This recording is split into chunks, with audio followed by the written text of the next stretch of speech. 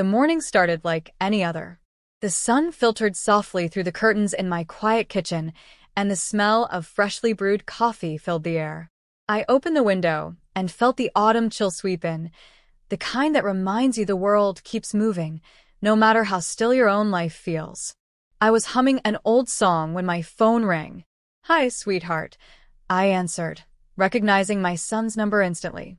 "Hi, Mom," came his voice. A little shaky. Nervous, maybe? I smiled to myself. He must be calling about the engagement. My son, Daniel, had been dating a sweet girl named Emily for 3 years. We'd had family dinners, shared holidays, and I'd even helped him pick out a ring months ago. I had pictured the proposal, the engagement party, the wedding, every moment of it. But his next words sliced through me like a cold wind. "Mom, we got married yesterday." I froze. My hand tightened around the phone. "What?" I whispered. Yeah. We went to the courthouse.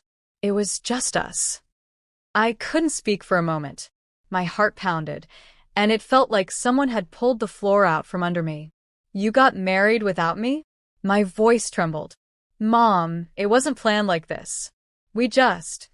I ended the call. Not out of anger, but out of pure shock. The kitchen suddenly felt too quiet, too cold.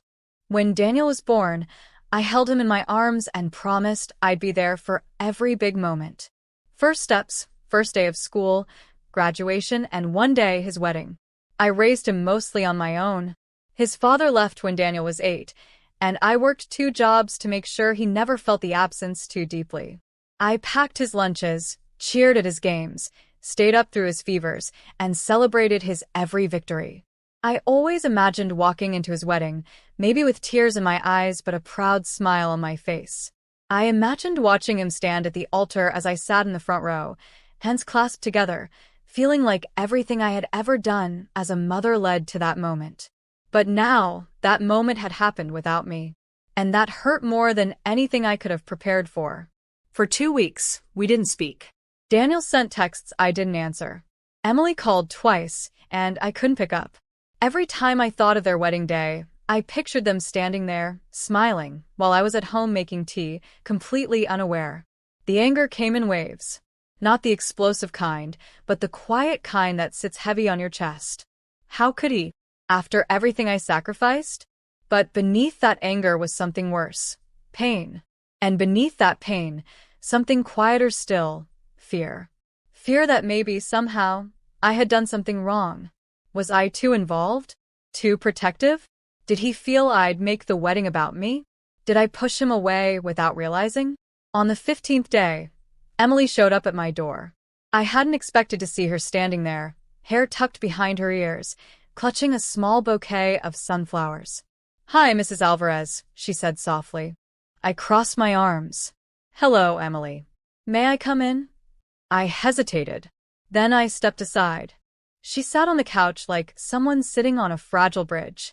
"I know you're hurt," she began. "And I know nothing I say can make this okay right away.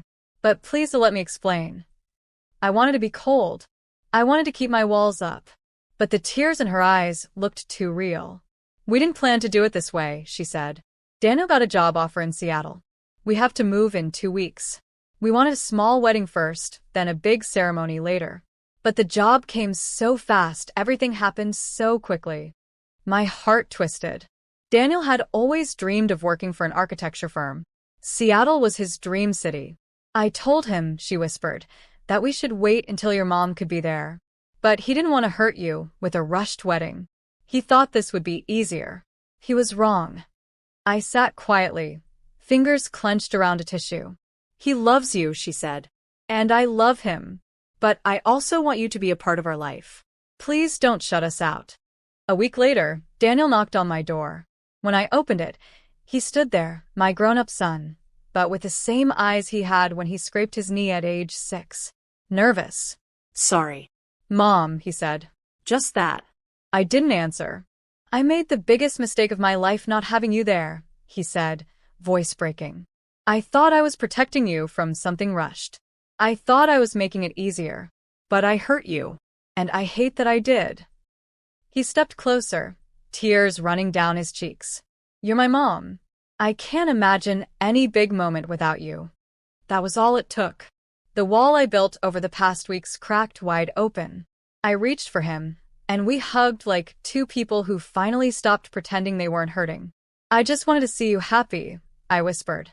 That night, after Daniel left, I sat with an old box of photos, his first birthday, kindergarten, high school graduation. I realized something important. Motherhood isn't about getting the perfect moment you imagined. It's about walking beside them as they build their own. And that's what hurt. Not the lack of an invitation, but the loss of a dream I had built quietly in my heart. I had imagined my son's wedding as a moment where my love and sacrifice came full circle. But life rarely fits our dreams so neatly. Sometimes, love shows up in apologies, not in perfect moments. 2 weeks later, I stood at the airport, hugging Daniel and Emily as they prepared to fly to Seattle. "I'm sorry again, Mom," he said. I kissed his forehead. "Promise me something," I said. "Anything. When you build your life there, don't forget to let me be a part of it." "I won't," he whispered. 4 months later, I got a surprise package in the mail. Inside was a gold envelope with an invitation that read, "Please join us for the wedding celebration of Daniel and Emily, this time with everyone we love." My eyes filled with tears. It wasn't about being in a fancy hall or wearing a special dress. It was about being seen, being included, being part of his story again. The day of the wedding, I wore a simple navy dress and pinned a sunflower to my hair, the same kind Emily brought that day to my house. As the music played, Emily walked down the aisle in a white lace dress, glowing with joy. Daniel stood at the end, smiling, but this time, before she reached him, he walked down halfway and turned to me. He held out his hand. "Mom, will you walk me the rest of the way?" My breath caught in my chest. I placed my hand in his, and together we walked to the altar. In that moment, every wound softened. Every ounce of pain turned to warmth. The dream hadn't been lost. It had just arrived in a different form. After the wedding, we danced. We laughed. We cried.